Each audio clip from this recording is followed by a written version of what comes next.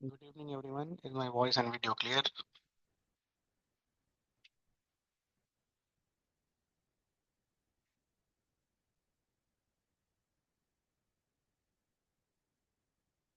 So let us proceed with question number 71 onwards, जो आपको homework दिया गया था और जितना हो पाएगा उतना करेंगे। ठीक है।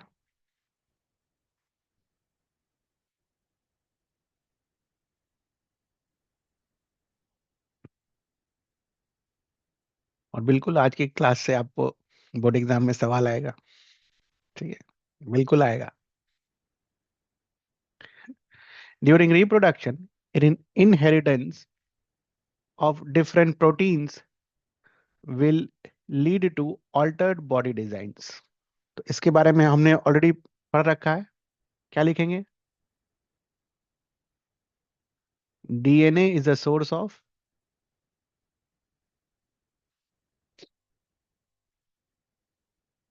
For making proteins.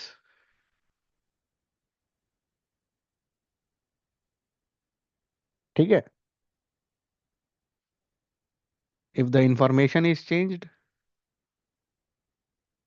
मतलब डीएनए इज चेंज्ड,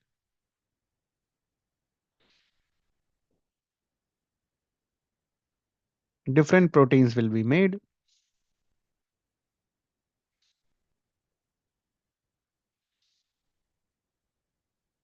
ठीक है। And if different proteins are made, this will lead to what? Altered body designs. सीधा सीधा स्टेटमेंट लिखा हुआ है आपके बुक में। Next, fertilization cannot take place in flowers if pollination does not occur. Why? Pollen grain carrying male gamete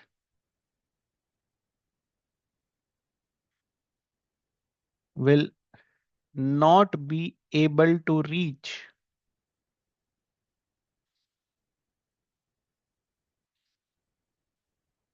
the female reproductive organ, and hence fertilization will not occur। ठीक है, एक एक नंबर का सवाल है सारा। All multicellular organisms cannot give rise to new individuals through fragmentation or regeneration। 200 बार कर लिया इसका। Because cell by cell division is not possible for multicellular organism with complex body design।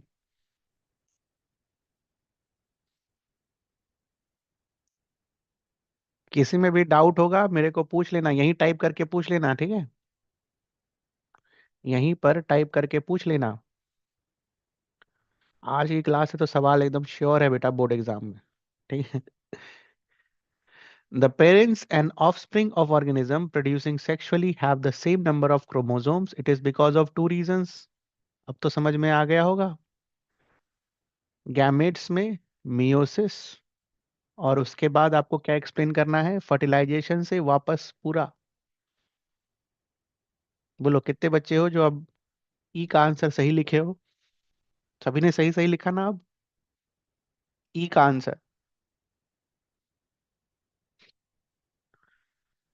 कैसे सेम नंबर ऑफ क्रोमोसोम होता है? Meiosis से आधा होता है, फर्टिलाइजेशन से वापस कंप्लीट हो जाता है। लिखा हमने अब? बढ़िया, गुड। कुछ पूछना हो तो मेरे को रोक के पूछ लेना, ठीक ना? मैं आंसर्स लिख रहा हूँ, परफेक्ट आंसर्स जो भी आपके एनसीईआरटी में होना चाहिए। ठीक है, एनसीईआरटी बेस्ड आंसर्स होने चाहिए, वो लिखने की कोशिश कर रहे हैं। ठीक है, इस क्रम में हो सकता है थोड़ा बहुत 19-20 हो जाए। ठीक है, बट 19-20 होने का मतलब ये नहीं है कि आंसर बदल जाएगा। ठीक है। डी समझा दीजिए। Vegetative propagation is practised for growing only. अच्छा, डी तो लिखा ही नहीं यार। डी पे टिक मार दिया मैंने बस। Why vegetative propagation is practiced for growing only some type of plants? Because it is mainly done for those plants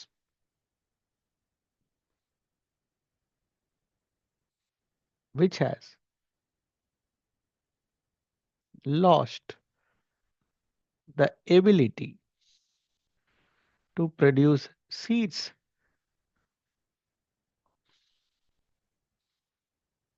अब ध्यान से सुनना, ऐसे तो कम प्लांट्स होते हैं ना जिनमें सीड्स प्रोडक्शन की एबिलिटी कम हो जाती है। सारे के सारे प्लांट्स तो होंगे ही नहीं। इसीलिए it is done for only some type of plants, not for all plants. ठीक है, दैट्स वाई। ठीक। और कुछ?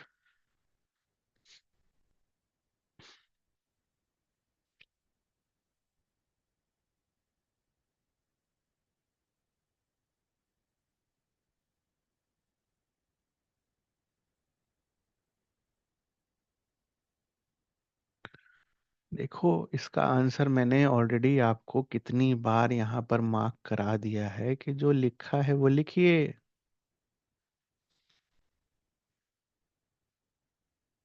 Cell by cell division would be impractical.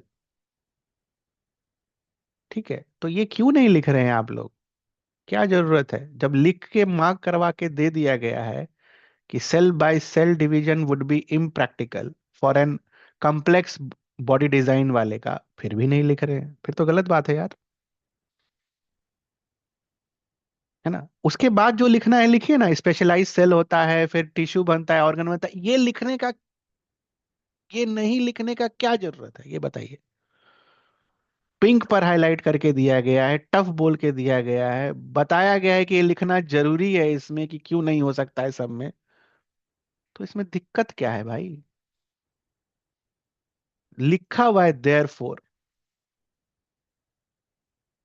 दिख रहा है आपको? बिकॉज, देयर फोर, इस कारण से सेल बाय सेल डिवीजन नहीं हो पा रहा है, इस कारण से कॉम्प्लेक्स वेज होते हैं रिप्रोडक्शन के। ठीक है।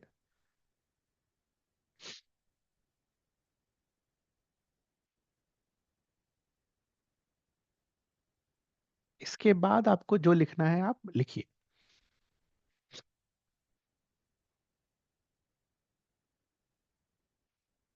Next,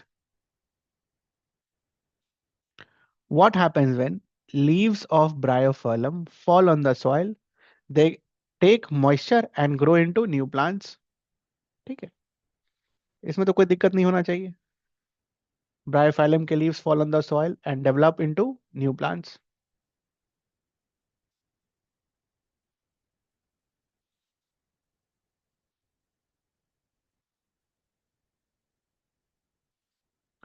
Planaria is cut into many pieces.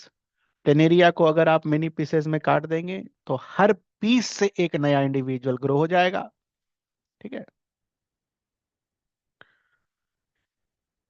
Each piece grows into new organism.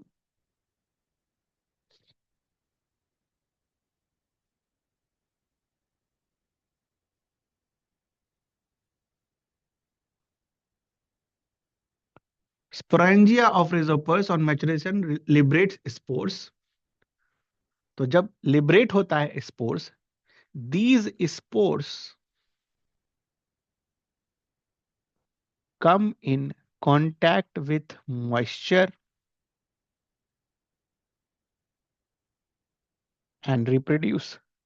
These spores come in contact with moisture and reproduce. ठीक है। begin to grow, can reproduce, ये सब कुछ भी।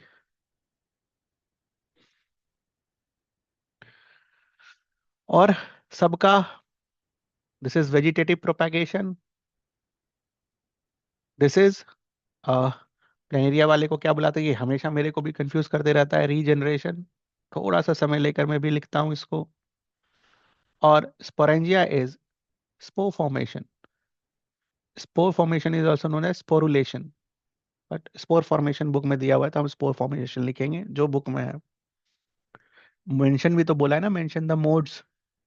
तो आधा नंबर मोड लिखने का, आधा number what happens when. Second part, write the changes that occur in flower once the fertilisation has taken place. 200 बार कर लिया है, ठीक है। Zygote divides multiple times to form embryo within ovule.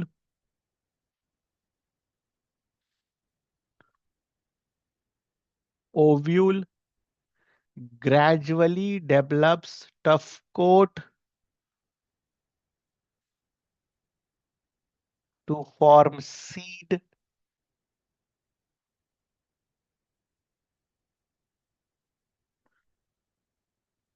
Ovary divide ovary ripens faster to become a fruit.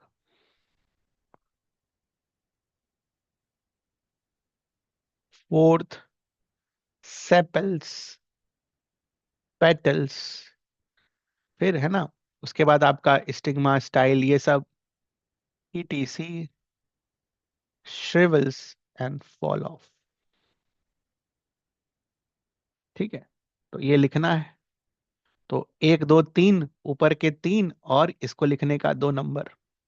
कुछ पूछना है किसी को, ये बताओ, अभी भी कुछ रह गया हो? ठीक है, sepals, petals, stamens, style, stigma, ठीक है सब। Sepals, petals, स्टेमन, style, sigma.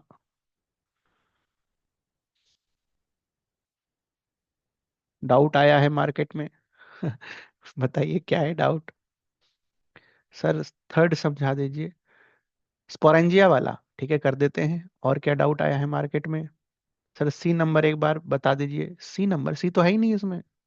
हाँ, अरे क्वेश्चन नंबर के साथ जो यहाँ नंबर है वो लिखा करो, ठीक है। थर्ड समझा दीजिए। थर्ड ये है, sporangia of Rhizopus on maturation liberate spores. पूछा है what happens when, spore liberate करने के बाद क्या होता है। तो स्पोर जो है मॉइस्ट सरफेस के कांटेक्ट में आता है and it starts to reproduce और it starts to grow. Book में ये लिखा हुआ है, बुक में आ जाइए, बुक में दिखा दे रहे हैं आपको। ऐसा ही कुछ लाइन होगा लिखा हुआ, comes in contact with another moist surface and begins to grow।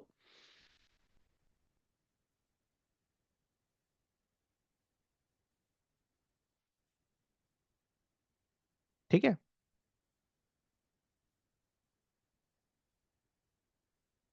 Clear है। बिगिंस टू ग्रो के बाद वही इंडिविजुअल्स रिप्रोडक्शन, नए नए राइजोपस फिर से निकल जाएगा। समझ आ गया बच्चा लोग? जिसने भी डाउट पूछा और जिन्होंने सी नंबर बोला, यही वाला बताना था क्या? बोलो बेटा, यही बताना था आपको।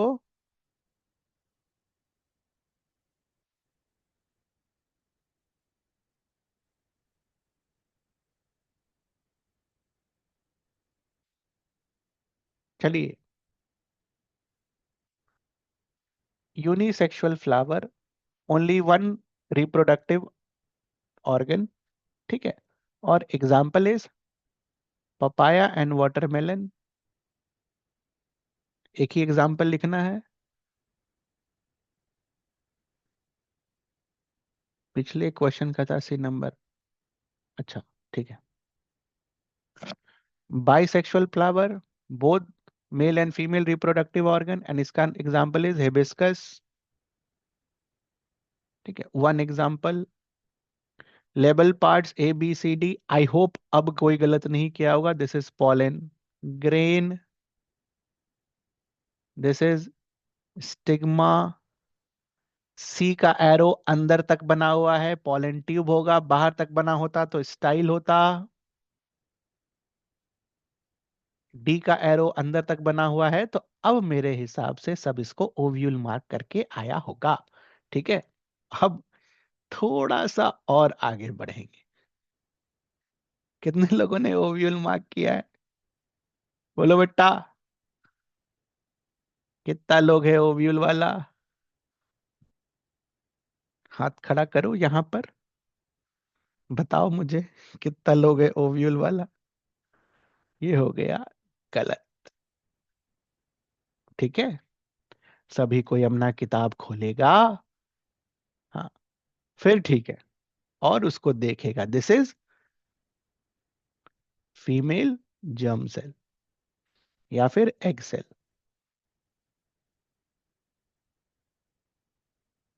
ठीक है, दिस वन। ओव्यूल अगर रहेगा तो यहां तक एरो बना रहेगा, ये आउटर तक, ओवरी में यहां एरो बना रहेगा, ओव्यूल में इसमें एरो बना रहेगा। ठीक, I hope the doubt is clear for each and every one, इसलिए मैंने लिख के काटा वहां पर। पॉलिनेशन में अकर विदाउट फर्टिलाइजेशन, बिल्कुल, but fertilization will not take place without pollination. Give reason to justify this statement. Pollination क्या होता है? पॉलन ग्रेन का स्टिग्मा पर ट्रांसफर होना। फर्टिलाइजेशन क्या होता है? ठीक है, मेल जर्म सेल का फीमेल जर्म सेल के साथ फ्यूज होना। तो पॉलिनेशन, फर्टिलाइजेशन तो बाद में होगा, पहले जो मेल रिप्रोडक्टिव सेल है या फिर मेल प्रोडक्शन वाले जो पॉलिन ग्रेन है वो यहाँ पहुंचेंगे ही नहीं, तो फर्टिलाइजेशन कैसे होगा? ठीक है, और पहला लाइन जो बोला है पॉलिनेशन में अकर विदाउट फर्टिलाइजेशन, तो बिल्कुल हो सकता है। कोई जरूरी नहीं है ना कि सारा पॉलन ग्रेन पहुंचे यहाँ पर और हर पॉलन ग्रेन से ट्यूब निकले, है कि नहीं? तो pollination is possible without fertilisation, but fertilisation without pollination is not possible, because अगर पॉलिनेशन हुआ ही नहीं तो फर्टिलाइजेशन काहे का? ग्रेन पहुंचा ही नहीं, गैमेट पहुंचा ही नहीं। तो ये रीजन लिखेंगे हम जस्टिफिकेशन में। ठीक है, fertilisation will not take place without pollination, male germ cell will not be there for fertilisation, ये होगा ही नहीं तो काहे का फर्टिलाइजेशन अगर पॉलिनेशन नहीं हुआ तो?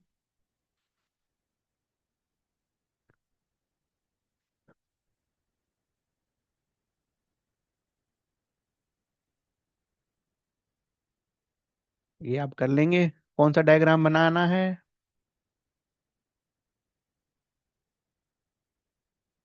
बताओ।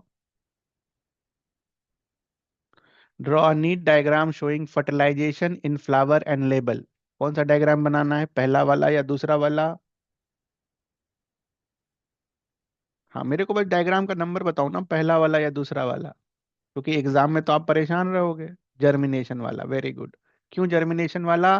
क्योंकि उसी में पॉलन ट्यूब भी बना हुआ है, उसी में मेल जर्म सेल भी बना हुआ है और उसी में फीमेल रिप्रोडक्टिव सेल भी बना हुआ है, और तो उस दूसरे वाले में तो बना हुआ नहीं है। Explain the process of fertilisation in flower, already done. What happens to ovary? Ovary develops into fruits, पूरा कहानी लिख दीजिएगा। फास्टर होता है और ग्रो, ओवरी ग्रोज रैपिडली, ठीक है, grows rapidly and transform into fruits, ripens into fruits. Ovule develops a tough coat and grows gradually into seeds. पूरा लिखिएगा। कोई सा भी क्वेश्चन में रोकना हो मेरे को रोक के पूछ लेना। Modes of asexual reproduction, hydra. अभी कोई है जो इसमें रीजनरेशन लिखेगा, ये बताओ। हाँ, बोल दिया ना, हाइड्रा का मतलब क्या होता है, बडिंग, और बडिंग का क्या मतलब होता है, हाइड्रा। दिमाग नहीं लगाना है। Planaria,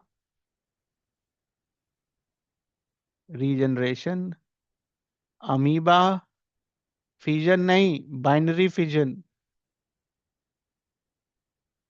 spirogyra, fragmentation,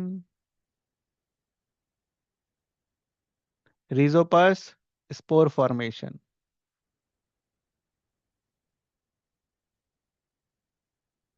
three advantages of vegetative propagation already done, short में लिख दे रहा हूं फिर से। शॉर्ट में क्या है? पहला, इट्स फास्ट। ठीक है। सीड्स, सॉरी, फ्रूट्स और फ्लावर्स अर्लियर हो जाते हैं, fast. Those who have lost the ability to produce seeds, उनके लिए। कल भी करा था ना।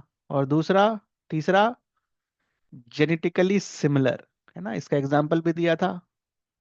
सेम टेस्ट वाला अगर आपको फ्रूट चाहिए,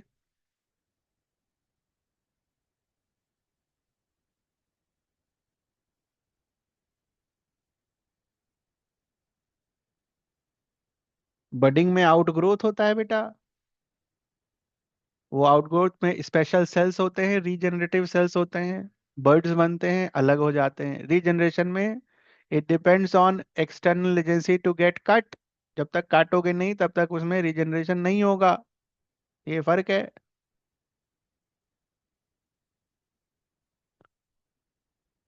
व्हाई कैनॉट फर्टिलाइजेशन, फिर से वही सवाल, ऑलरेडी डन। पॉलन ग्रेन नहीं पहुंचेगा मतलब मेल गैमेट सेल ही नहीं पहुंचेगा तो फर्टिलाइजेशन नहीं होगा, because for fertilisation you require what? Male reproductive cell and female reproductive cell. You will not have male reproductive cell if pollination has not taken place. Done.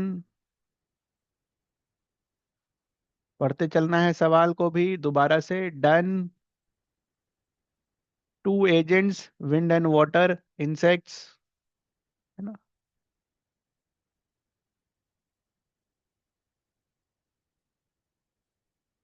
Animals. How does suitable pollination leads to fertilisation, explain करना है। ठीक है। Suitable fertilisation मतलब, suitable pollination मतलब वैसा pollen grain जो stigma पर पहुंचा होगा, जिसके पास जर्म सेल होगा और जिससे पॉलिन ट्यूब निकलेगा। ठीक है। अगर आप अपने डायग्राम में देखो, दो बनाए गए हैं जर्म सेल दिख रहे हैं, सॉरी, दो पॉलिन ग्रेन बनाए गए हैं। डायग्राम खोलो फटाफट। Can you see that diagram? There are two pollen grains in your diagrams, can you see that? तो इसमें से सूटेबल वाला कौन सा है बताओ, देख कर बताओ। राइट साइड वाला या लेफ्ट साइड वाला? लेफ्ट साइड वाले में फर्टिलाइजेशन होगा? नहीं होगा, क्योंकि वो सुटेबल नहीं है। सुटेबल क्यों नहीं है? क्योंकि पॉलन ट्यूब निकला तो है लेकिन जाकर अटैच नहीं हुआ है। ना ही उसके अंदर देखो male reproductive, male germ cell भी बनाया गया है। तो ये चीज ध्यान रखना है एकदम, ये बारीकी से ध्यान रखना है, सूटेबल और नॉट सूटेबल। ठीक है। थोड़ा सा ध्यान रखना है। समझ आया लोगों को कि दोबारा बोलूं?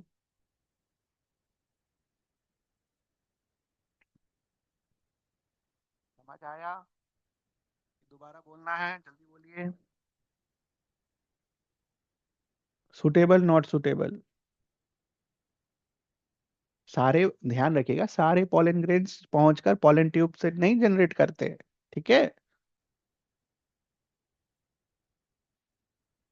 सुटेबल पॉलिनेशन, तो सुटेबल पॉलिनेशन मतलब पॉलन ग्रेन पहुंचा, पॉलन ट्यूब डेवलप हुआ, पॉलन ट्यूब से फिर आपका बेसिकली, ये मैं प्रोसेस एक्सप्लेन कर रहा हूँ, how does suitable pollination lead to fertilisation.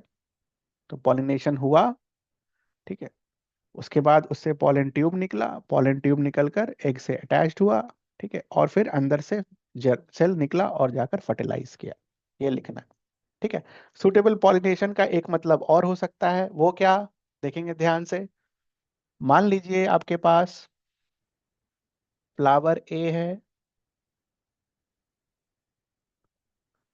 X species का प्लांट है, ठीक है, और एक दूसरा प्लांट है, जैसे मान लो ये ब्रिंजल का प्लांट है और ये से फॉर एग्जांपल क्यूकम्बर का प्लांट है।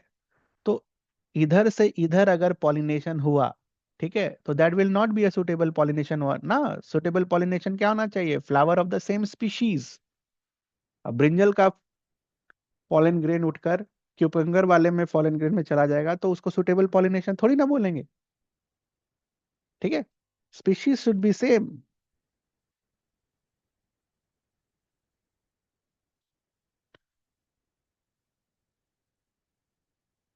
इसका आंसर बताओ बच्चा लोग।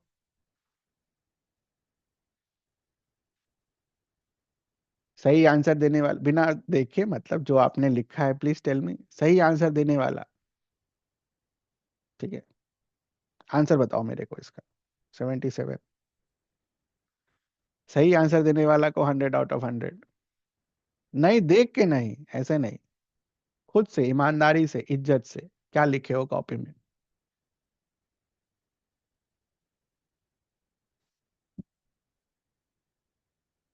ईमानदारी से, देख के नहीं, देख के तो कोई भी बता देगा। ठीक है, चलो एक ही बच्चे का आंसर आया है तो मान के चलते हैं उसने ईमानदारी से आंसर किया है। दो बच्चे का आंसर आया है, मान के चलते हैं दोनों बच्चों ने ईमानदारी से आंसर किया है। तीन बच्चों का आंसर आया है, तीनों ने मान के चलते हैं ईमानदारी से आंसर किया है। और तीनों का आंसर गलत है। कम से कम 15 बच्चे हैं, तीन ने आंसर किया, हिम्मत दिखाया, आपके लिए ताली। ठीक है, और भले ही आपका आंसर गलत हो लेकिन you are on a correct part to score 100 out of 100। Okay, book खोलिए पढ़िए। क्या कांड हो गया sir? The ovary contains ovules and each ovule has an egg cell. The male germ cell produced by pollen grain fuses with female gamete present in the ovule. तो fusion कहाँ होगा? Ovary में कि ओव्यूल में?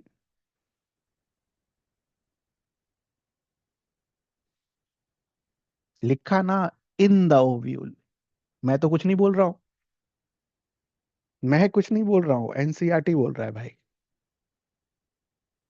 अभी किसी को cross question करना है मेरे को, अभी कर लो। जो क्वेश्चन पूछना है मेरे से पूछ लो अभी।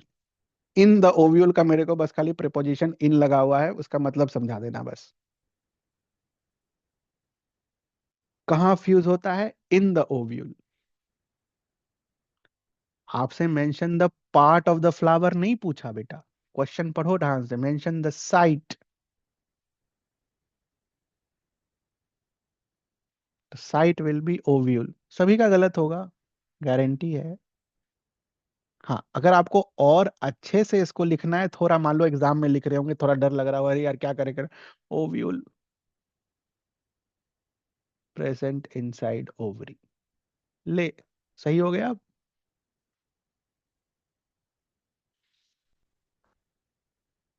Product of fertilization is zygote. इसमें तो कोई गलत नहीं हुआ होगा किसी का। आपने हिम्मत दिखाया, आंसर किया, very good, appreciate for that. बाकी लोग सो रहे थे और जीवन भर सोते ही रहेंगे। उनको एग्जाम के दिन भी ये सवाल आएगा ना तो ओवरी लिख कर आएंगे वो भी। ठीक है, जिनका गलत हुआ, मार्क किया, हाईलाइट हुआ, आप लोग सही लिख कर आओगे। ड्रॉ लेवल diagram of pistil.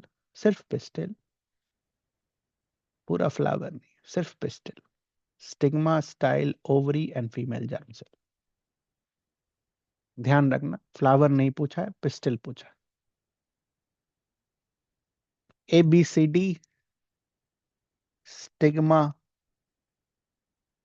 Pollen tube,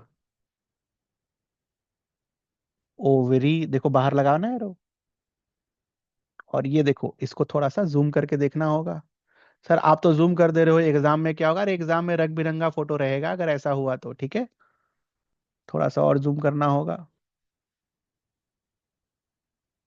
तो एरो अंदर तक है। ठीक है, arrow is still inside, therefore female germ cell.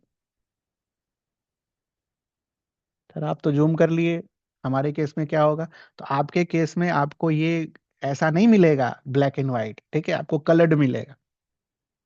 Sir school वाला करेगा तो स्कूल वाले से मुझे कोई लेना देना नहीं है। ठीक है, आप यही फीमेल जर्म सेल लिख के चले आना, किताब में जो लिखा हुआ है।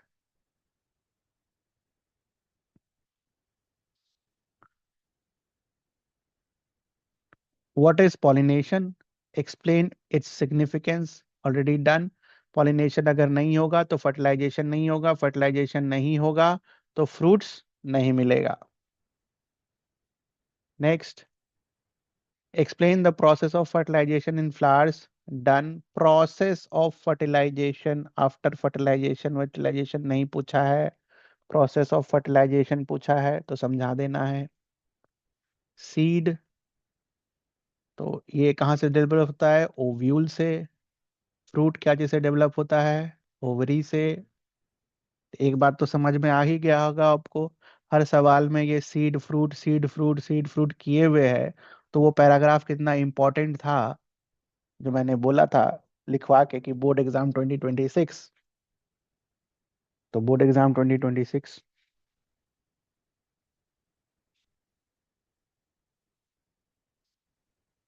80 इनकरेक्ट स्टेटमेंट, तो it's a disc, yes.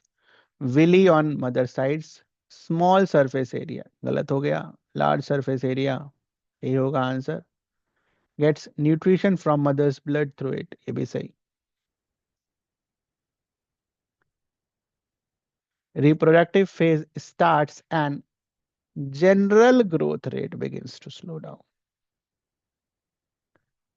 Testes are located outside the abdominal cavity in the scrotum. एकदम true statement है, because sperm formation requires lower temperature than the normal body temperature. बिल्कुल सही। This is also known as thermoregulation. नहीं आएगा but फिर भी ये सब वर्ड पर ध्यान देना। थर्म का मतलब टेम्परेचर होता है, answer is A.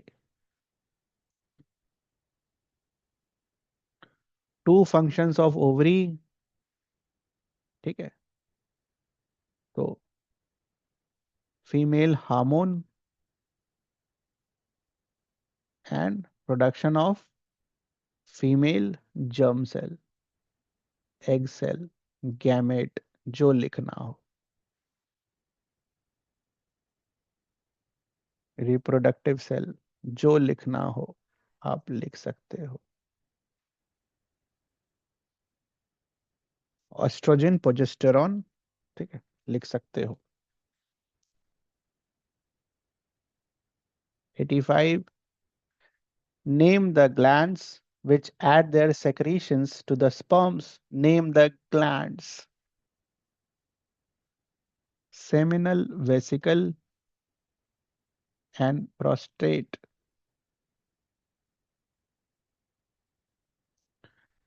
Add this, list two functions of these secretions. First one is by making the medium fluid, it helps in transportation.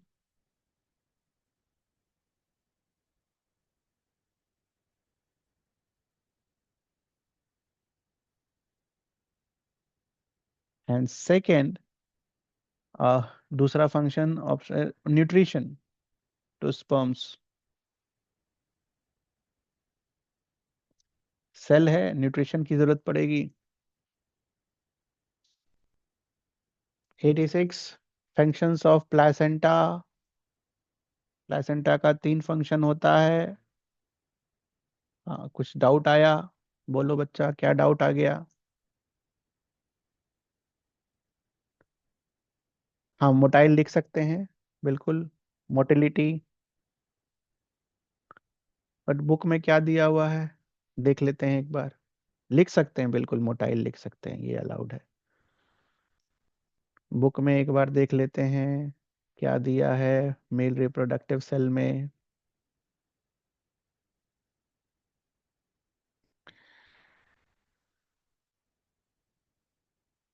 यही दिक्कत है,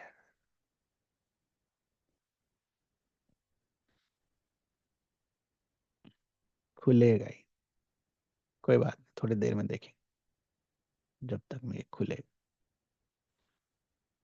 पहला वाला नहीं खुलेगा।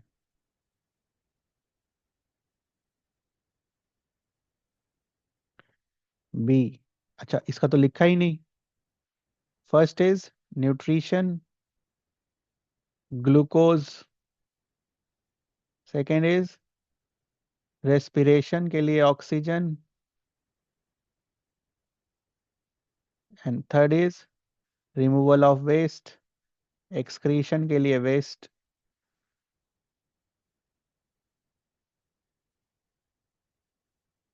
ये होता है प्लेसेंटा का फंक्शन।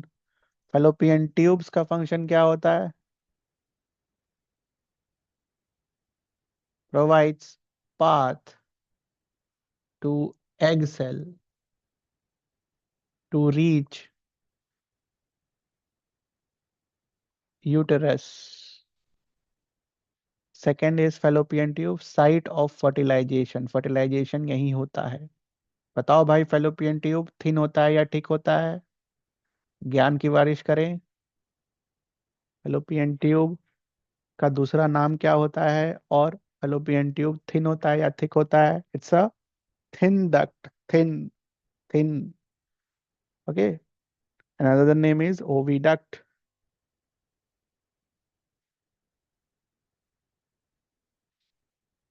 ऐसे ही पूछ लिया, जीके के लिए बुक में लिखा हुआ है, क्या पता कल को वो भी पूछ ले। What is the function of uterus?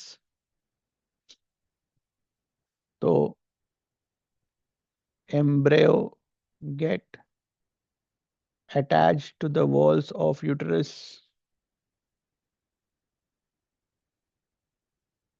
ठीक है। उसके बाद यूटरस में आप ये भी लिख सकते हैं कि वहां पर प्लेसेंटा बनने देता है। ठीक है। उस पर ब्लड वेसल्स डेवलप होते हैं, आप वो भी लिख सकते हो, उसमें भी कोई इशू नहीं है। ठीक है। Function of uterus, ready to receive the embryo if the fertilisation has happened. हाँ बिल्कुल लिख सकते हो।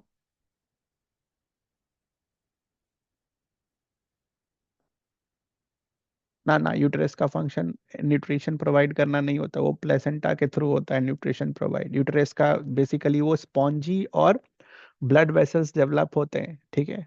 Thickening of the walls of uterus, it prepares the uterus, basically it gets prepared to receive the embryo if fertilization has taken place, the function of uterus। ठीक है।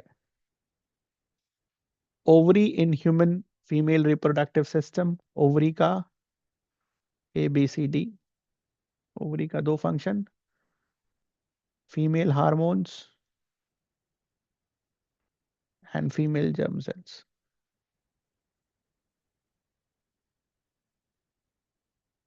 ठीक है।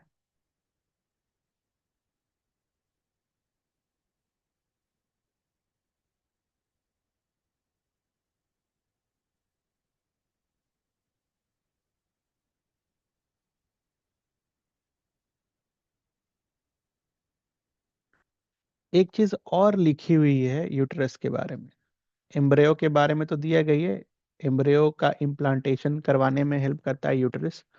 दूसरी चीज एक और दे रखी है, ये भी खुला ही नहीं अभी तक। पेज खोलो भाई, तुम लोग खोलो page.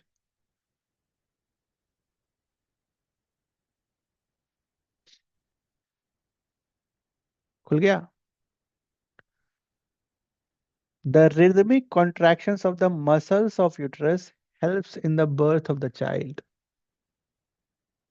Rhythmic contractions of the muscles in the uterus helps in the birth of child। तो यूटरस का फंक्शन है, जो मसल्स होते हैं यूटरस के, उनका rhythmic contractions helps in the birth of child।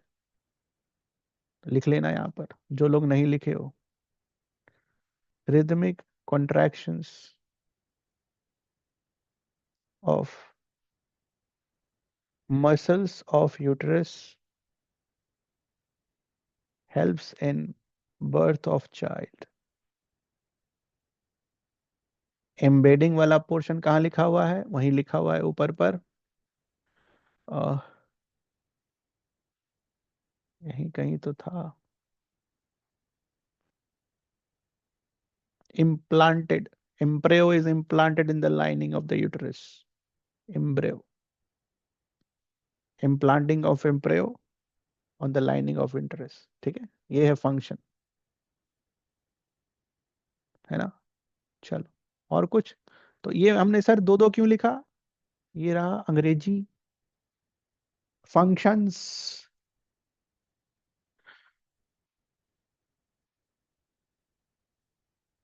इसलिए मैं बोलता हूँ अंग्रेजी जरूर पढ़ना, दिया होता नहीं तो नहीं पूछा होता। Placenta is extremely essential for fetal development. ओ, दो सवार हो गया भाई। Uterine lining becomes thick and spongy after fertilization, ठीक है, so that it can receive the embryo if the fertilization has taken place. So that's why it becomes thick and spongy, ठीक है, thick and spongy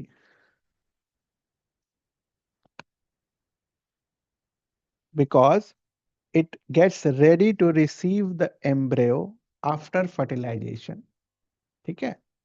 और इसमें चाहो तो आप ये ऐड कर सकते हो कि नरिशमेंट प्रोवाइड करने के लिए, हालांकि वो प्लेसेंटा के थ्रू होगा, बट ठीक है, गिव रीजंस लिखा है तो आप वो लाइन लिख सकते हो यहाँ। Thick and spongy.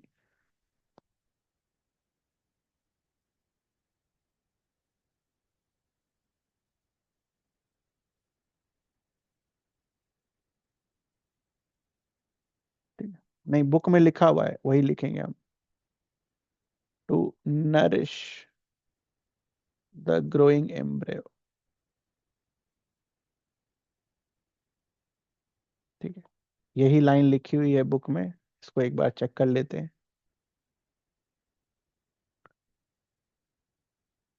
To nourish the growing embryo, to nourish the growing embryo, exact वही लाइन है ना, lining thickens and richly supplied with blood. क्यों? To nourish the growing embryo, ठीक है, to nourish the growing embryo. 87 तक किसी को कुछ पूछना है? 2 मिनट का पॉज, लगातार 45 मिनट से मैं बोल रहा हूँ। हाँ, बोलिए। नर्चर का मतलब होता है न्यूट्रिशन प्रोवाइड करना, नरिश, नरिशमेंट, न्यूट्रिशन, नर्चर, ठीक है। और 2 मिनट, 1 मिनट का पॉज है, और जिसको कुछ पूछना है दे कैन आस्क, क्वेश्चन लिख के भेज दो। हाँ, ये खुल गया है मोटाइल वाला, एक बार देख लेते हैं। ओ, जो चाहिए वो नहीं खुला है। हाँ, transport easier, so that the sperms are now in a fluid which makes their transport easier, transport लिखा हुआ बेटा, ठीक है,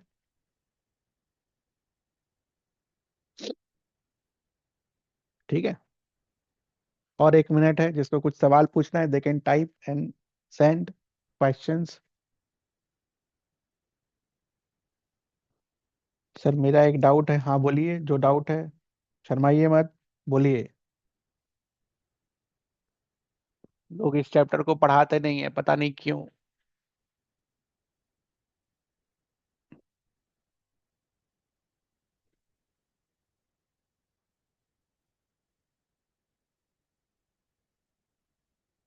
तो भेज दीजिए, अलग क्वेश्चन है पीवाईक्यू से, तो मैं बता दूंगा बाद में, अभी नहीं तो बाद में बता दूंगा मैसेज करके, जो भी है सो भेज दीजिए, ठीक है, इट विल बी डन, ठीक है। चलें आगे।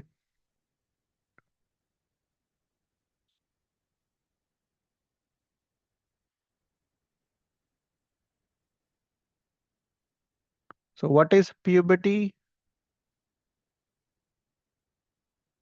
Period during adolescence is called puberty, ठीक है। तो उस समय बेसिकली क्या होता है बेटा, what is the complete definition, क्या है? इट्स अ टाइम और period during which general growth rate decreases and re- reproductive cells or reproductive tissue या reproductive growth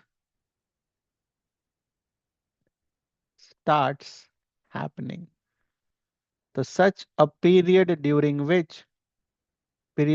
adolescence is called puberty. Book तो यही बोलता है। रिप्रोडक्टिव टिश्यू स्टार्ट्स ग्रोइंग और reproductive growth happens, reproductive parts begins to mature. ठीक है, तो ये सारी चीजें आप वर्ड यूज कर सकते हो, no issues with that. Main है रिप्रोडक्टिव ग्रोथ होना शुरू हो जाता है इस टाइम पर। क्लियर है ये चीज? कुछ पूछना है आपको? Any two changes that are common to both boys and girls in early teenage: thick hairs in genital areas and armpits,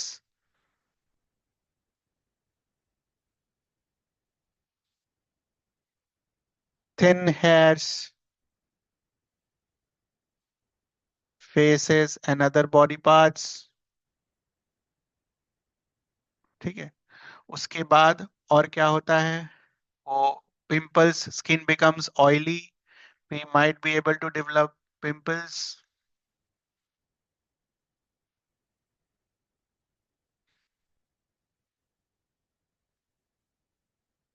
and one begins to become to have conscious about their bodies and the bodies of the other, है ना, in new ways।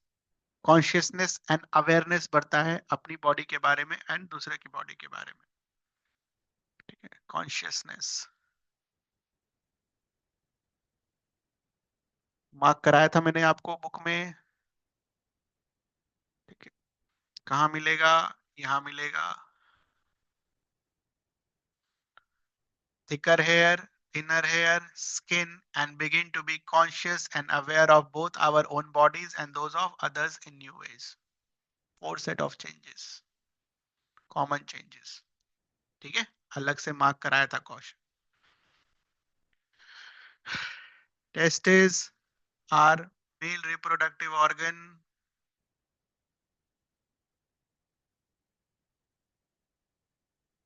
इनका दो function होता है, already लिख लिया हमने। क्या प्रोड्यूस करता है? Male sex hormone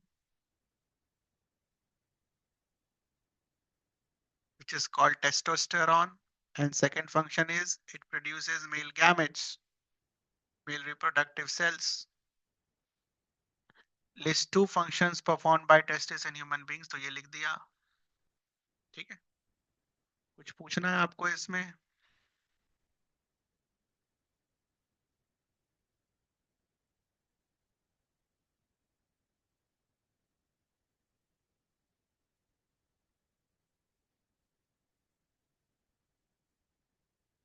Anyone? 89। next, two roles of each already done, makes the medium fluid for transport, and second one, nutrition, two sperms, function of oviduct, thin tubes which helps in the movement of zygote, ठीक है, to this egg cells की movement help करती है through uterus, है ना। और दूसरा function क्या था ओविडक्ट का? It's a site of fertilization. ठीक है, it's a site of fertilization. egg is carried from ovary to the womb through this, पहला वाला। testis already done। फिर से मेल सेक्स हार्मोन्स, टेस्टोस्टेरोन का प्रोडक्शन और मेल गैमेट स्पर्म का production, testis. 90। तो ये परसों का होमवर्क था। 71 से 90 किसी को कुछ पूछना है? 71 से 90। 10 मिनट और है, 10 मिनट और हम बैठ सकते हैं, तो 4-5 सवाल और कर लेते हैं, 95 तक कर लेते हैं। ठीक है, what is placenta? Very important question. It's a special tissue through विच, लोग गलत आंसर लिखे थे एग्जाम में। आंसर क्या था? Special tissue through which embryo gets nutritions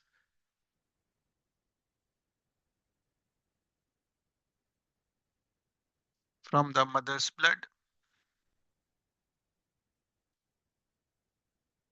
explain its function, already done. तीन फंक्शंस हैं, किसी को कुछ पूछना है फंक्शंस में? सर ये डेफिनेशन कहाँ लिखा हुआ है? यहाँ लिखा हुआ है, ठीक है।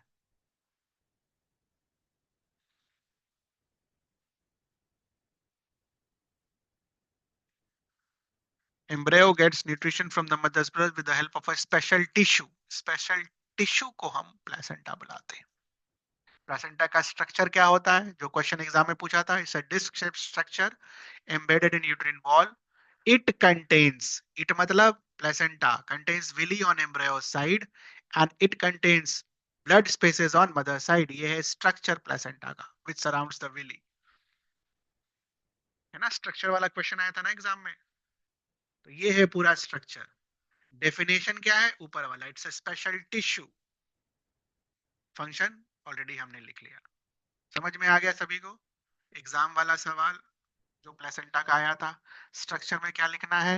Disc shaped, it contains villi on embryo side, it contains blood spaces on mother side which surrounds the villi. ये है स्ट्रक्चर, ठीक है। स्ट्रक्चर पर स्पेसिफिकली क्वेश्चंस नहीं आते हैं बेटा, स्ट्रक्चर पर क्वेश्चन जनरली नहीं आते हैं, ठीक है। 2000 जो पिछला वाला जो मैंने आपसे पेपर पूछा था, कंपार्टमेंटल वाला जो पेपर था, जो इम्प्रूवमेंट वाला पेपर होता है बाद में, उसमें आया है स्ट्रक्चर। तो आप 200% श्योर रहो कि 2026 में जो पेपर होगा उसमें प्लेसेंटा का स्ट्रक्चर के ऊपर एक सवाल होगा। मतलब ये 3 लाइन जो लिखी हुई है इसके ऊपर एक सवाल होगा। विली किधर होता है, ब्लड स्पेसेस किधर होता है, और ब्लड स्पेसेस क्या होता है विली के आसपास। And villi provides what? Large surface area, ठीक है। पहले आता था प्लेसेंटा के स्ट्रक्चर पर क्वेश्चंस, फिर आने बंद हो गए, फिर पिछले साल आपके कंपार्टमेंटल एग्जाम्स में आए हैं। What provides nutrition to human sperms? Already load, seminal vesicles and prostate. State the genetic constitution of sperm. भेजिए भाई इसका आंसर।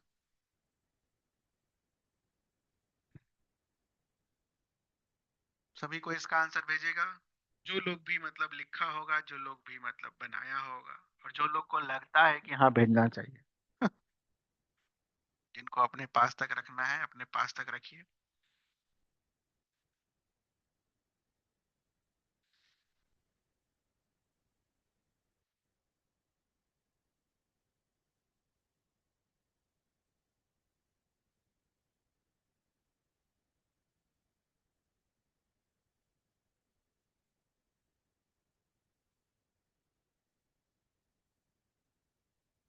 एक आंसर आया है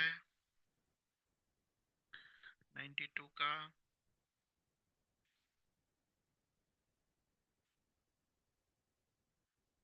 जेनेटिक कॉन्स्टिट्यूशन ऑफ स्पर्म। दो आंसर आया है, I am waiting for your answer.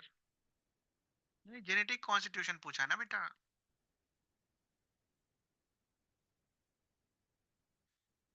Genetic constitution पूछा है, जेनेटिक जीन क्या होता है उसमें।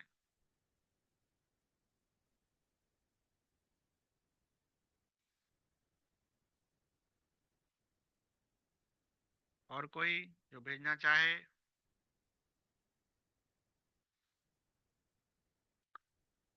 कैसे लिखेंगे इस आंसर को? दो ही तीन चार लोग भेजे, अच्छी बात है, good. No no no no no no no no no no no no, गलत है बेटा, गलत है। It has a long tail genetic material. No no no no no no, this is wrong. Tiny cells constitute, no no no no. अरे यार गलत है, एक का सही आया बस। हे भगवान,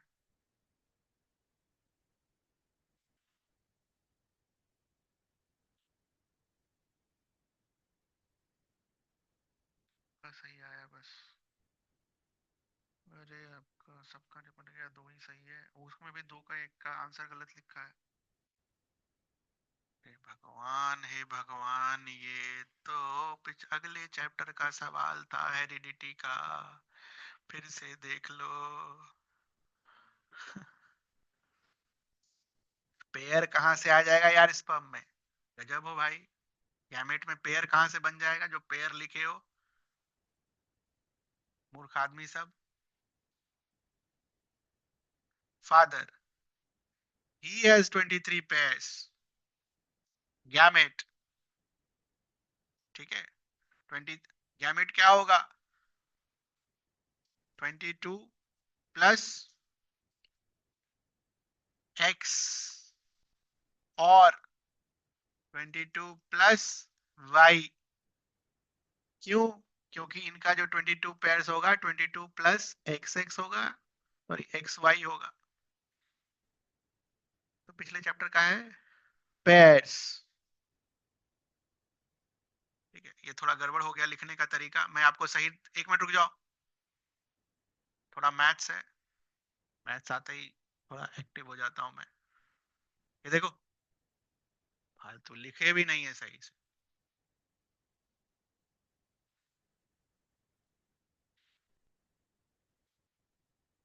22 pairs of autosome and 1 pair of sex chromosomes,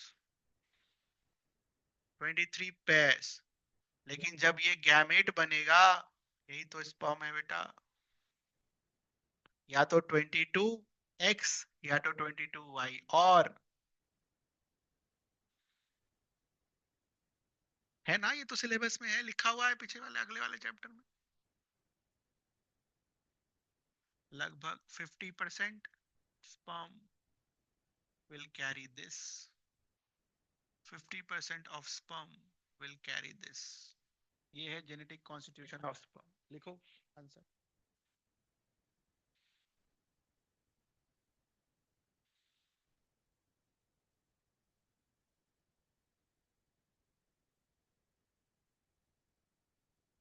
एक तो लोगों को समझाते समझाते थक चुका हूं मैं कि आपको जो कुछ भी भेजना हो, मेरे जो नंबर है हमारा कांटेक्ट करने का 62 वाले नंबर पर भेजिए, दूसरा वाला सिर्फ मेरे लिए है आपको कम्युनिकेशन भेजने का। फिर भी आपको छूट चढ़ा है कि उसी पर भेजना है तो भेजते रहिए। कितनी बार बोल दिया यार।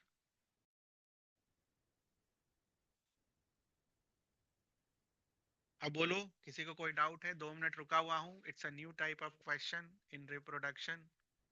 यार रिप्रोडक्शन का सवाल है ही नहीं है, ठीक है, हेरिडिटी का सवाल है ये। कैसे मिक्स किया, समझ आया?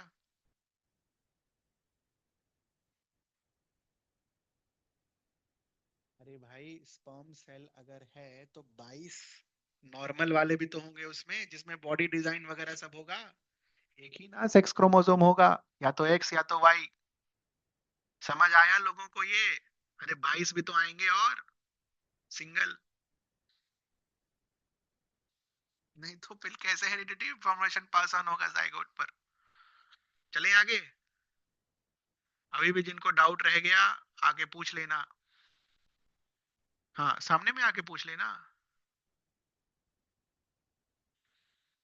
बिल्कुल। यहाँ आके पूछ लेना, अब मेरे हिसाब से नहीं होना चाहिए। जेनेटिक कॉन्स्टिट्यूशन ऑफ स्पर्म, देखो, क्या पता कभी आ जाए एग्जाम में।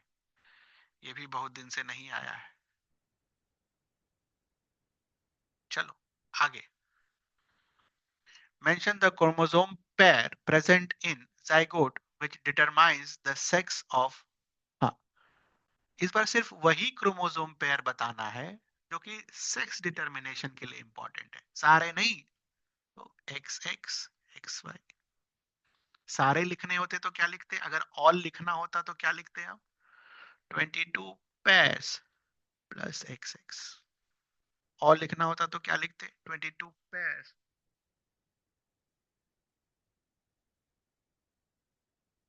Plus x Y. और लिखना होता तो, लेकिन वो पूछा नहीं है। Mention the chromosome pair present in zygote which determines the sex of a female child और मेल चाइल्ड। चलो, कुछ पूछना हो किसी को 92 में?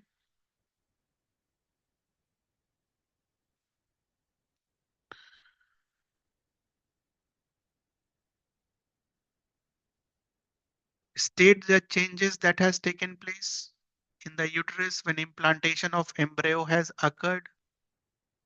क्या होगा? स्पेशल टिश्यू डेवलप होगा. ठीक है, पहले तो ये लिखेंगे thickening of the walls of the uterus happens, है ना. Thickening of the walls of uterus happens with blood vessels. Special tissue develop होगा.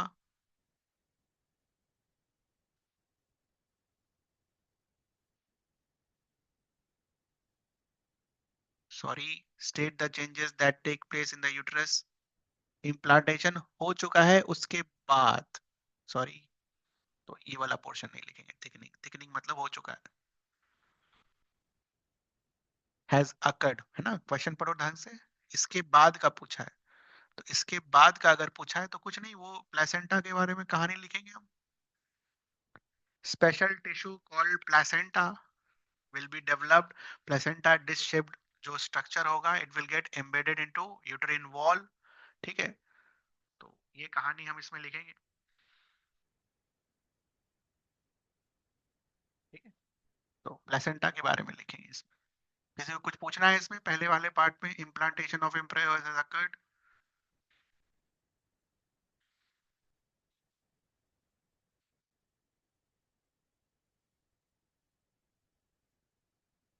Done.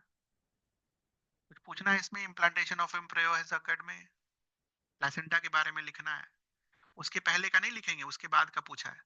Second is, if the female gamete is not fertilized, if the female gamete is egg is not fertilized, तो हम क्या लिखेंगे? Thick linings are no longer needed.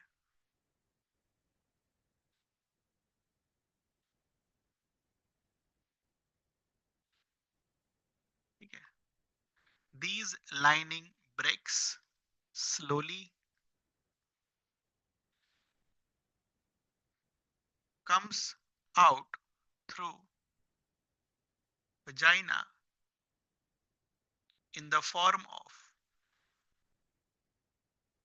blood and mucus. ठीक है, these are the changes. इसके बाद अगर आपको लिखना है कि this takes place every 1 month, hence it's called menstrual cycle, तो आप वो लिख सकते हैं. लेकिन चेंजेस पूछा है तो मेरे हिसाब से बस ये लिखना चाहिए. ठीक है, thick linings are no longer needed, it breaks slowly and comes out through vagina in the form of blood and mucus.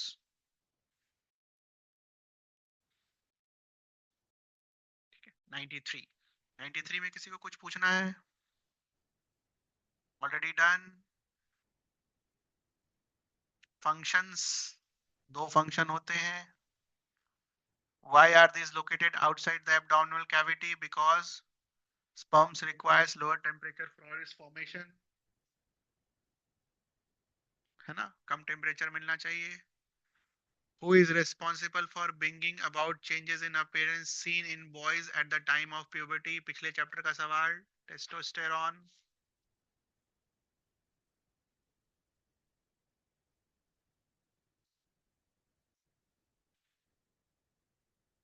94 में कुछ पूछना है आपको?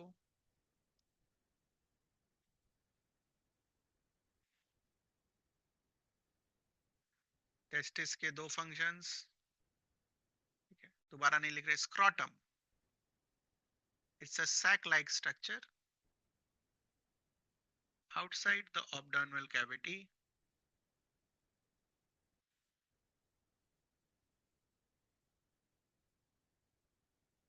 भी कुछ नहीं लिखा है, बस स्ट्रक्चर लिख रहे हैं. स्ट्रक्चर पूछा नहीं है. Which contains testis.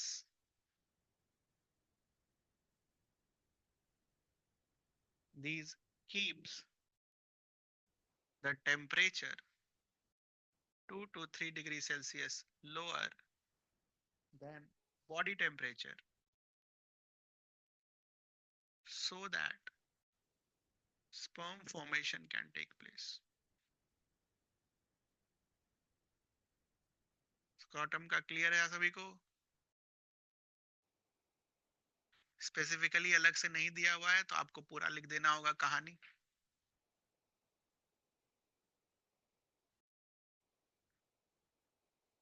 ठीक है, बोलिए किसी को कोई डाउट हो तो।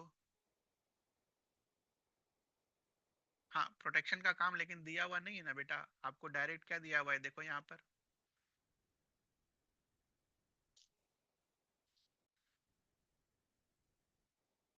स्क्रॉटम के बारे में क्या दिखा, sperm formation requires a lower temperature than the normal body temperature.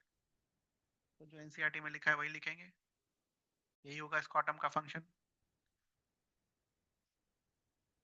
ठीक है, टेम्परेचर को थोड़ा कम रखे ताकि स्पर्म का फॉर्मेशन हो सके। ठीक है, क्लियर है।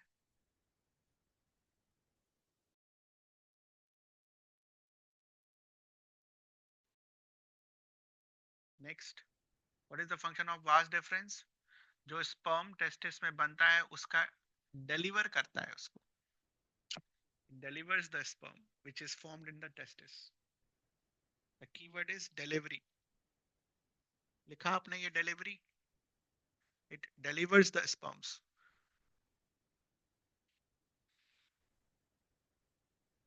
Role,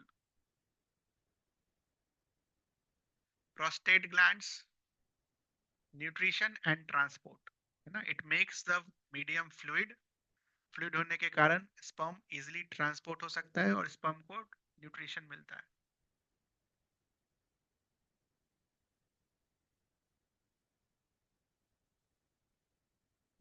ये कहानी लिखेंगे। चारों में से किसी का भी पूछना है आपको, ये बताओ।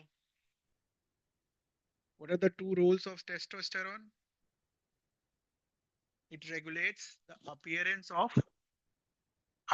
in males, and second, it controls the secondary sexual characters, testosterone। Secondary sexual characters क्या हो गए, जैसे कि मोस्टैच, बियर्ड, ये सब सेकेंडरी सेक्सुअल कैरेक्टर्स। 95।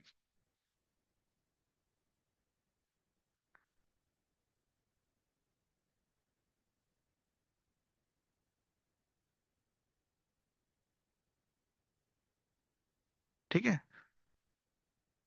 कुछ पूछना है किसी को? लास्ट क्वेश्चन है आज का, होमवर्क लिख लो। हाँ बिल्कुल, जो भी डाउट अभी पूछ लो, क्योंकि इसमें दो तीन नए हैं। जैसे स्क्रॉटम इसके पहले नहीं आया, वास डिफरेंस इसके पहले नहीं आया, प्रोस्टेट सिर्फ अलग से निकला नहीं ले आया है ना। जो भी डाउट है पूछ लो। Sir, development of male sex organs, हाँ बिल्कुल लिख सकते हैं, बिल्कुल लिख सकते हैं, टेस्टोस्टेरोन में लिख सकते हैं हाँ। Development of male sex organs,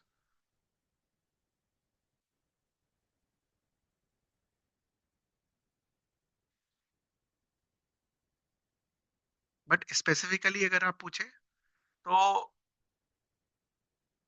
secondary sexual organs आप लिखना। ठीक है, जैसे कि मैं बता रहा हूँ, ये हमने शायद क्लास में नहीं पढ़ा है। तो दो तरीके के सेक्स ऑर्गन्स होते हैं, ठीक है, एक प्राइमरी होता है और एक सेकेंडरी होता है। तो प्राइमरी सेक्स ऑर्गन्स में बेसिकली टेस्टिस आता है और वो टेस्टोस्टेरोन प्रोड्यूस करता है। ठीक है, तो प्राइमरी सेक्स ऑर्गन्स के डेवलपमेंट में तो हेल्प नहीं करेगा, बट हाँ, एक बार टेस्टोस्टेरोन जब प्रोड्यूस हो जाता है तो वो जो सेमिनल वेसिकल्स होते हैं, प्रोस्टेट होता है, उनके डेवलपमेंट में हेल्प करता है। और सेमिनल वेसिकल और प्रोस्टेट को बेसिकली हम क्या बुलाते हैं, सेकेंडरी सेक्सुअल ऑर्गन्स, है ना, सेकेंडरी सेक्स ऑर्गन्स। तो they help in the development of secondary sex organs.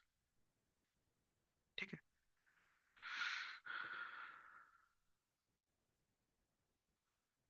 Secondary sexual characters.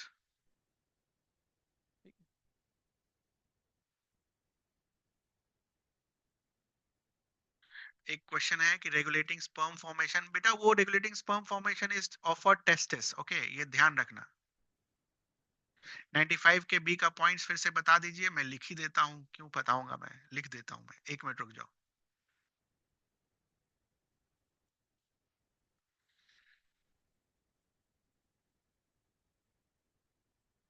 ठीक है,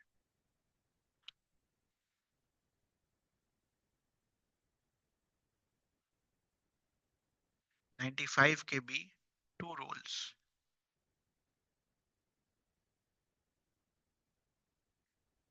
एक तो पिछले चैप्टर का,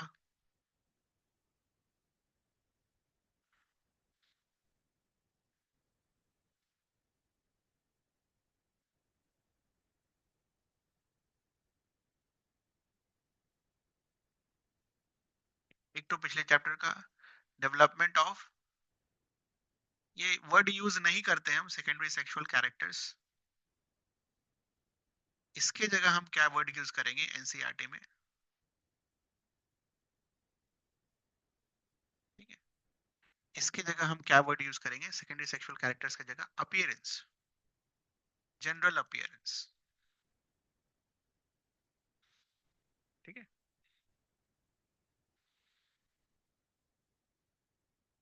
अपीयरेंस। और दूसरा, आप ये लिख सकते हो कि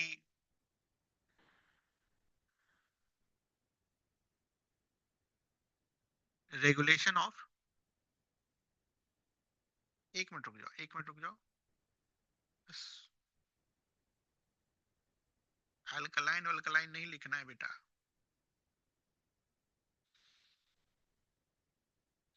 ठीक है, development of secondary sexual character, regulation of, एक मिनट रुको यार, मैं देख ही लेता हूँ यहाँ पर, काय के लिए फालतू दिमाग अपना लगाएंगे। ठीक है, सो testosterone brings about changes in appearance, changes in appearance, and second given in your book is, book में ही given है, regulating the formation of sperms। आपने सही भेजा बेटा, बिल्कुल ऐड कर सकते हैं वो, आपने जो फोटो भेजा है बिल्कुल सही भेजा। ये लिख देंगे हम यहाँ पर, regulating the formation of sperms, यही लिख देंगे।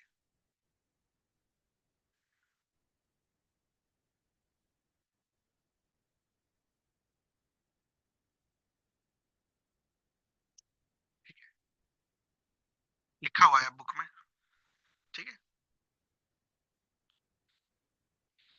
चलो 95 तक कुछ पूछना है और किसी को? मैं कोई हड़बड़ा नहीं रहा हूँ, आपको जो पूछना आप पूछ सकते हो। Scrotum, vas deferens, prostate gland, वो अल्कलाइन वल्कलाइन नहीं लिखने का, नहीं दिया हुआ है किताब में। ठीक है, और स्क्रॉटम में लिख सकते हैं कि इट कंटेन्स टेस्टिस। हाँ, रोल में हाँ चाहो तो लिख सकते हो, सैक लाइक स्ट्रक्चर लिखा तो है, कंटेन्स टेस्टिस, ये रहा। ठीक है, लिखा है बुक में भी वो, contains a pair of testis, पूरा एक्यूरेट पेयर लिखा हुआ ना किताब में।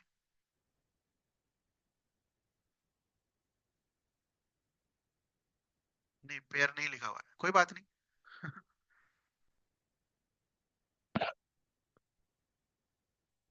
चलो, और किसी को कुछ पूछना हो अब बताओ, जिनको जाना हो जा सकते हो आप। जिनको कुछ पूछना हो 71 से लेकर 95 तक, अब बताओ कोई समय में भी अगर आपको डाउट हो तो, 71 से 95 जिनको जाना है जा सकते हैं। Last 2 minutes for your doubts, जो भी डाउट्स है आप चाहो तो पूछ सकते हो। 71 से 95 बिल्कुल, आज से क्लास से तो बिल्कुल आएगा ही, प्रेजेंटा तो आएगा ही, एकदम तय है। कौन रोका है उसको? कोई रोक सका है? ना हम और आप, कोई नहीं। आना है तो आना है। ठीक है, फ्लावर वाला जो भी किया, आना है तो आना है। जितना भी क्वेश्चन हमने किया ना आज बेटा, मैक्सिमम चांसेस है सवाल वहीं से आएंगे।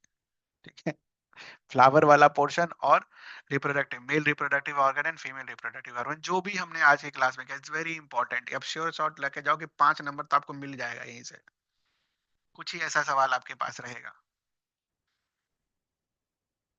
ठीक है, कुछ पूछना है किसी को? होमवर्क लिख लो, निपटा देना, खत्म कर देना। 110 टू 135, शुरू का शायद बच गया ना, 29 टू 44, तो वो भी 25 इधर 15 इधर 40, 25 में कुछ ऑब्जेक्टिव वाले होंगे तो उसको बनाने में समय नहीं लगेगा, तो उसके बारे में परेशान नहीं होना। है ना। 29 to 44 शायद बीच में बचा हुआ होगा, तो वो भी निपटा देना है। एग्जाम है ना, कर लेना पूरा, क्या फर्क पड़ेगा, है ना, थोड़ा मार्क्स अच्छा हो जाएगा एग्जाम में, और क्या। 29 to 43, ठीक। और 111 से लेकर 135, बाकी जितना कल होगा फिर कल देखा जाएगा। हाँ, आपको किसी में कोई डाउट होगा तो मेरे को व्हाट्सएप कर देना, आई विल आंसर दोज। ठीक है। और दो चीज और ध्यान रखना, अभी के समय पर फालतू सवाल बनाने का आपके पास टाइम नहीं है। आप खुद देखो, एनसीईआरटी का जो प्रीवियस ईयर क्वेश्चन है उसमें आप कितना गलती कर रहे हो, है ना। दिख रहा है आपको, क्या आप जो है 100% आंसर सही लिख पा रहे हैं एज पर एनसीईआरटी। पहले वो कोशिश करिए, वो लिखने का कोशिश करिए, फालतू सवाल नहीं करिए, बात मानिए मेरा, ठीक है। नहीं तो बुरा फंसेंगे, फालतू सवाल करेंगे, ज्ञान हो जाएगा आपको 24-25 तारीख को जिस दिन भी एग्जाम है, फिर दूसरे एग्जाम में आप मेरी बात मानेंगे। बात तो आपको मानना ही है मेरा, भी माने या दूसरे एग्जाम में माने, बात तो आप मेरा मान के ही जाएंगे, ठीक है। तो इससे बढ़िया है दूसरा एग्जाम का नौबत ना आए, आपको अभी हो जाए ज्ञान, अच्छी बात है। ठीक है, जाइए, गुड नाइट। किसी को कुछ पूछना हो तो पूछ सकता है, नहीं तो आप जाओ।